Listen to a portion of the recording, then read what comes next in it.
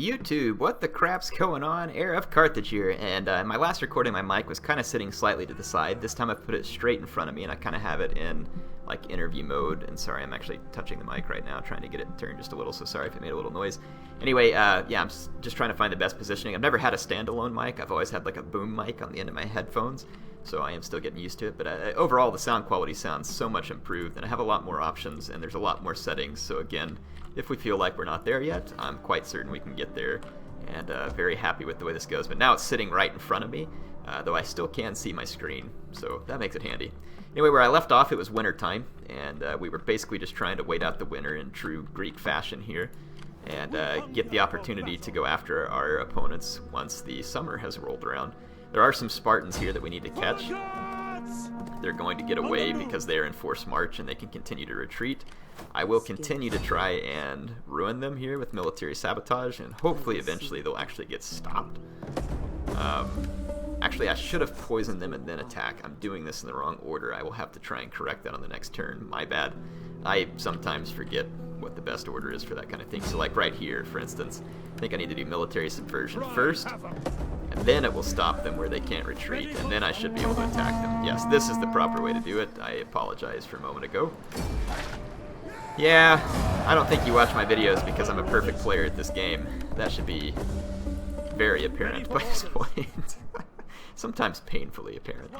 Alright, so we've destroyed the Spartans there. That's great. I do want to move further into their territory, though there would be a lot of attrition through going through this pass right now, so I've kind of just forward deployed my nobles in a kind of a nuisance stance here. And this army is kind of just sitting ready. And I have my spy over here too. She can potentially start wreaking havoc on Elis. I really don't see much more defense from Sparta, so it may not be a bad idea for us to get in here and try and cause some damage to Elis, since they're kind of on her flank at the moment. Oh, I don't have any more money left on this turn. I must not have had much money, or I must have spent it on some buildings and then not had a whole lot left over. That would be my guess. So let me just check my provinces real quick and kind of see what I've got. I don't have any money to spend anyway, so it doesn't matter. Let's just make sure I don't have any upgrades, which I do. The Bite of the Basilisk, they can be upgraded. I don't know if Siege Experts really helps. I'll just give them +5 melee because I'm already kind of at a disadvantage to Sparta. Ramming bonus and charge bonus. +5 charge bonus on top of nothing doesn't seem like it would give me a whole lot. So let's go with Authority, since it grants melee defense skill, which could be handy. I mean, anything that improves my melee combat is going to be handy, because it seems like everything's kind of so focused on solely melee combat here, mainly between infantry as well, because the cavalry choices are quite limited. Though I'm assuming that Persia would probably still have access to horse archers, even in this campaign, or at least horse skirmishers or something that could be potentially quite annoying. Let's see. More moves being made. Winter shouldn't last for too terribly much longer because it's 1 month per turn, so we should be out of winter soon and get back into some nice campaigning season, which will be pleasant. Really looking forward to putting some serious hurt on the Spartans. I'm not going to take Sparta straight away, though. I'm going to take all of their other holdings and then perhaps see if they would be willing to become a client state, and we'll just kind of see how that plays out. I have no guarantees. I don't think that it will play out well, but alright, so let's try this in the right order. Military sabotage. We're going to poison these guys. And my spy ranks up, and then we will attack them. And now they cannot flee, and I can kill them. So now both of those annoying Spartan armies are out of the way, which that is fantastic. So start bringing my men back down out of the woods here. We've been having a little excursion. And, you know, honestly, it may not hurt me to go after Elis here with this army, since I have a couple of other armies to keep Sparta in place, and there's really nothing that they can do to me at the moment. But I am going to have to wait for them to finish retraining. They're quite close, and I'll probably recruit. Honestly, I could use more infantry here than I could javelins, but I wonder what type. I mean, any infantry would be helpful, but yeah, these standard hoplites would be good. And I can actually get Hippeus here as well. So, but it takes several turns to recruit them, so I may want to just focus on getting rid of these 2 javelin men here that I probably won't need, and let's simply recruit some more hoplites. And then I will probably go ahead and grab one more Cretan archer when I move out too, because they have been super handy in this campaign so far. Been very happy with the way that they've been working. So Kythera is one turn away from completing buildings that should help stabilize it quite well. But my fleet being here is probably still a little bit necessary at the moment. And I'm going to keep them there just to defend it until we're ready to move out further. But we're going to need to take control of Pylos and Messenia. Take these guys out of forced march. And let's see. Help me spot enemy agents, so I'm going to leave that there. Corinth, yeah, I mean, there's still not a whole lot I can do just because it's winter time. So let's see here. That'll finish up that spy's poisoning abilities. This spy can just kind of have whatever at this point. May not hurt to improve their chances of tempting, in case I want to try and convert enemy agents, which I haven't really done enough of in this particular campaign. Some campaigns it seems like I'm better than others at remembering to do it. For all units, Zeal, Fighter, Authority, plus 10 melee defense skill, melee attack skill, so let's try that with the general. So slowly, hopefully help my armies get better. Well, I got tongue-tied there. Let's see, so it is December, so probably still a decent bit of winter left, actually. Well, let's just get it over with. See if we can fly through it. I got a couple more turns before the hoplites are done in that army anyway. We're baking up a fresh batch of hoplites with Heir's own secret recipe. 11 herbs and spices, creating the best hoplites that were known in the ancient world. Kentucky fried hoplites, in fact. Wow, now I really don't even know where I'm going with that conversation, but I guess that just came on randomly. Hey, so let me ask you all a question. This is a Total War channel, always has been. There was once another channel called Heir of Reach, and some of you have asked me about it, and I definitely do not have time to support a lot of Halo videos, but the Xbox One, which I purchased, actually comes ready to stream to Twitch. I don't really wish to operate on Twitch because I don't really like their website. I understand it, and I get the point of it. I'm not saying it sucks or that you should dislike it. I'm just not very fond of it.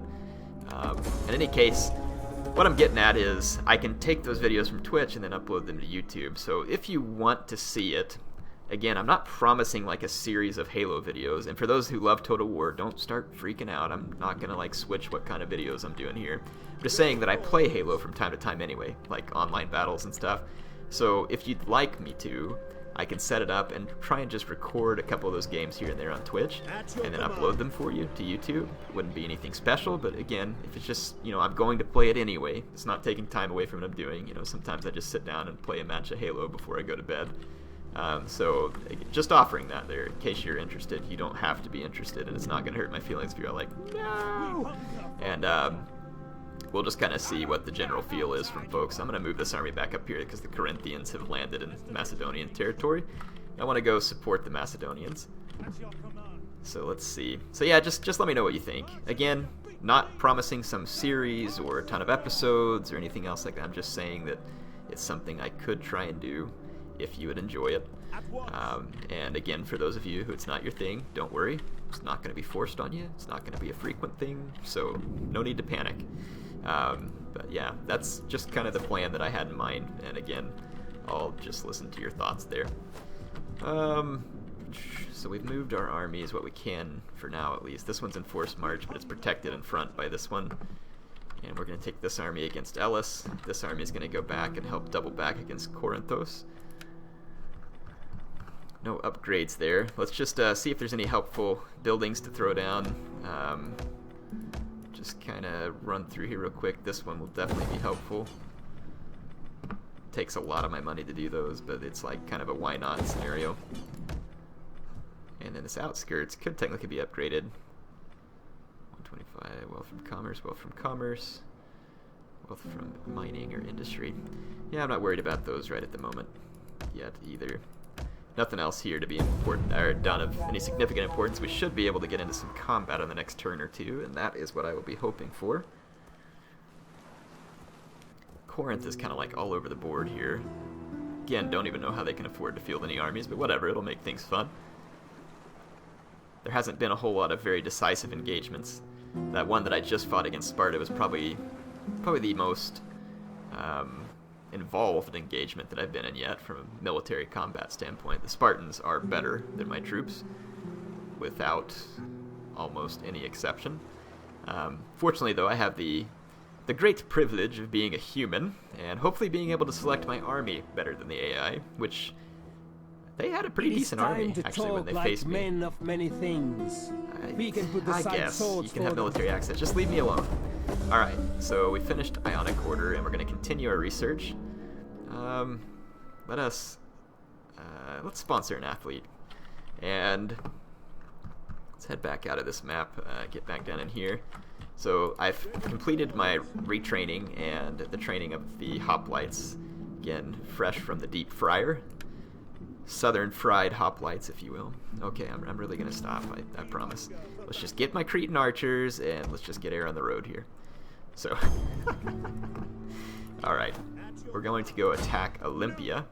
Does this mean I get the statue of Zeus? Wasn't the statue of Zeus at Olympia? It says it's an enemy minor. Yeah, there it is! Is that the statue of Zeus? Or am I crazy? I really don't know enough about Greek history. Or Greek current state of affairs, for that matter, either. It looks like this one's going to be an auto-resolver. Wouldn't really be worth my time to fight that one for you. But I'm sure we'll get to fight one here in a moment against the larger forces of Elis. So we have captured Olympia. Yeah, sure enough, look, she comes here. Home to the most prominent of the Panhellenic Games since 776 BC. Oh, make it sound like you're old school, of course. It wasn't until 560 BC, however, that the first stadium was constructed. And blah, blah, blah. I guess I lost my attention span there pretty quick. This one will give me more public order penalties, which is unfortunate. But it would also give me quite a bit more wealth from commerce, which is nice. I may hold off, though, until the province hopefully stabilizes just a little bit. I'm not interested in taking Sparta, but neither can I march past it at the moment. So I think what I may do is march this army around this way. It's possible they could get ambushed, but should be safe. And I'll just leave this army here to kind of move in and, well, I'll put them into a raiding stance next time to see if we can kind of goad Sparta out into a fight on terms that they really don't wish to fight. At least I'm assuming they don't wish to fight. Yep, Corinthos captured Delphi from... wasn't there an Oracle of Delphi or something too, if I remember right? So all these things are like ringing a bell, though it doesn't entirely make sense to me. Yeah, so we need to definitely get up here and give the Corinthians a butt kicking. Old school. Like 776 BC kind of butt kicking. Alright. I don't even know what I'm talking about. Guess you all caught me on a night where I was having fun. I think one of our provinces could be expanded, if I saw it properly. Did I expand? Yes, I already did it. Never mind. Wow. Yes. Not very on the ball tonight, am I? Inos, however you say it, so they can get a structure here. Let's drop a pit mine, get a little bit of industry from something that's not agriculture, and see if that'll help me through the winter just a little bit. Wine trader. So our public order is quite good here. I can sacrifice 2 public order, I think, to go for the wine trader. I say it's quite good. It's not fantastic, but it's not bad. So let's just go for that. What did it cost me? Okay, so it's actually giving me food, but also giving me some wealth from commerce, which is nice. Because again, I think it's the wealth from sustenance that takes kind of a hit during the winter, understandably so. Not a lot of great winter crops, unless they were able to grow citrus here, which I'm guessing is not the case. But who knows, maybe I'm wrong. Maybe they can grow citrus in Greece. Gotta love citrus. I lived in Arizona once, and there was a orange tree and a grapefruit tree right in front of my apartment, and it was brilliant. I even made my own form of energy drink, which I don't like energy drinks, so don't get me wrong there. They're pretty disgusting. Like, instead of Red Bull giving me wings, I think Red Bull gives me diarrhea. No, I'm just kidding, but it's disgusting. It tastes like they've taken a cow and squeezed it so hard that it hurled into a can and then turned red because it couldn't breathe, and so there you go, Red Bull. They just left out the vomit piece of it. I'm probably going to get sued by Red Bull now. for like slander and all kinds of stuff. I don't like it. Anyway, if you like it, it's no big deal. I'm not ragging on you. I'm just having a good time. Anyway, made my own energy drink from grapefruit juice. I didn't water the grapefruit juice down, so it was quite strong, which means it was kind of a wake you up whether you liked it or not. And then I would just put a whole bunch of sugar in it, which I'm sure is just as healthy for me as an energy drink, of course. Not that I'm like always all into health or something, but yeah, so it's just kind of a funny deal. I don't even know why I randomly remembered that because of the citrus discussion, but if you all don't think I'm crazy by now, it won't be much longer until you've come to that conclusion. So I can't quite reach Messenia on this turn. That's fine, we'll get there. But this army at Olympia should be able to take Elis. And, or at least come up here and siege Elis. Now, they have a pretty substantial force, though. And they've got reinforcements as well, so I may want to just stick close to my own town here. I get a very nice garrison, and I can just kind of hold Elis at bay for now, and if they try and march around me, I can counteract that as well. Go ahead and turn that down. So, my forces at Thebes. Let's move them forward towards Delphi. And see, the Corinthians may have gotten in a fight with Macedon. If they did, then they apparently lost it. Or they have disappeared under the fog of war to where I cannot see them at the moment. One of those two is the answer. Epiros. Thermone is in control of the Aetolian League, so I think Corinth took a beating there, and I just did not see it. And I am now raiding outside of Sparta, but it's actually going to hurt my public order at Kythera as well. Well, one would think it would. Apparently it's not. So fine with me. Okay, my agent has leveled up here. We should be able to unlock militancy on him, which would be quite nice. And then this agent can... Let's see, I've already got militancy. Let's make him better with strength so that if I see some enemy agents, we might be able to convert them to our own cause in one more turn. I do not wish to siege Sparta just yet. There's the Corinthian army. Apparently they were not destroyed.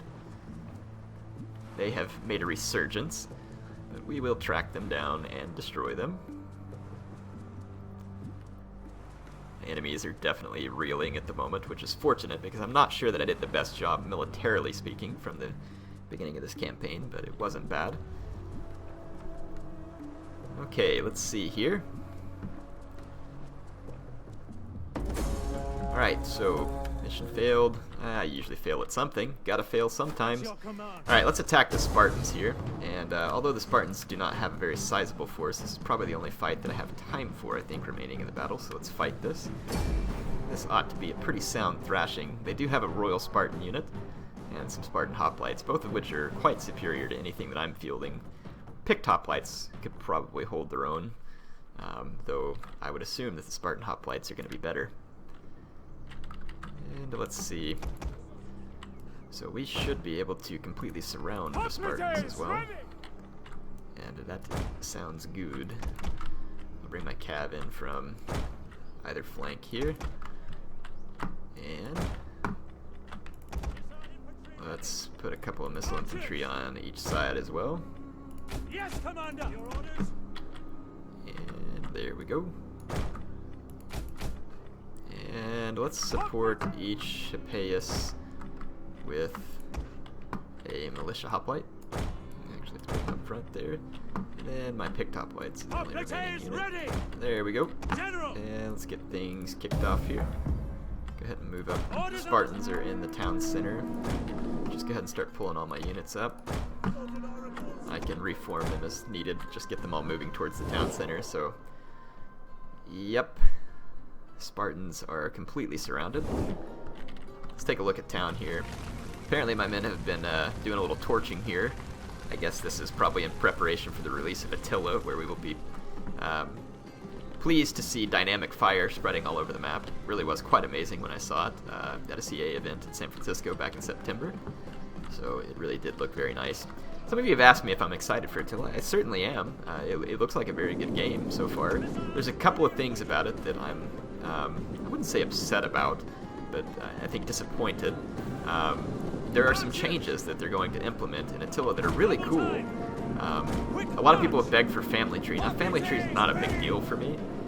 It is neat to have it there, but it's not like it's ruining anything for me in particular. But they're adding like this crazy cool family tree system in. At least it looks very nice, and from what I got to see and use of it, it was very neat. Well, I didn't get to use it, I got to see it. Sorry, I should rephrase that so that I'm not misrepresenting anything.